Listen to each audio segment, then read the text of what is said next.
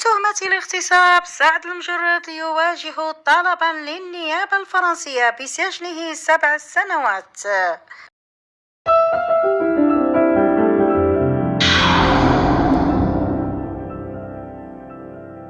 طلبت النيابة العامة الفرنسية سجن المغني المغربي سعد المجرد 7 سنوات بتهمة الاعتداء الجنسي، وذلك غدا نفيه أمام محكمة الجنايات في باريس أن يكون قد اغتصب شابة فرنسية أو أقام علاقة جنسية معها حسب وكالة فرانس بيرس. ويمثل المجرد منذ بداية الأسبوع الجاري أمام المحكمة الفرنسية على خلفية اتهامه باغتصاب فتاة فرنسية أواخر سنة 2016. وينفي المجرد أمام محكمة الجنايات في باريس أن يكون قد اغتصب شابة فرنسية أو أقام علاقة جنسية معها حسب وكالة فرانس بيرس.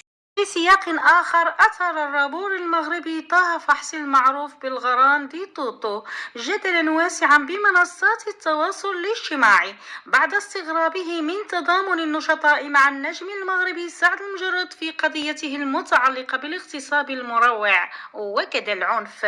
وتساءل الرابور المغربي عبر حسابه الرسمي بموقع تويتر عن السبب الذي جعل العديد من الأشخاص يتضامنون مع المجرد في قضيته بالرغم من اعترافه بتعاطيه للكوكايين، في حين هاجم ذات الجمهور توتو حين أعلن عن تعاطيه للمخدرات الحشيش.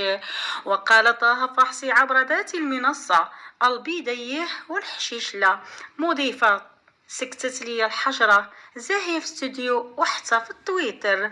والجدير بالذكر أن المحكمة الابتدائية الزاجرية بعين السبع قضت بالحكم على الرابور المغربي طه فحصي ب8 أشهر حبسا موقوف التنفيذ وغرامة مالية قدرها 10,000 درهم و500,000 درهم كتعويض مدني لفائدة المتضرر الصحفي محمد التيجاني.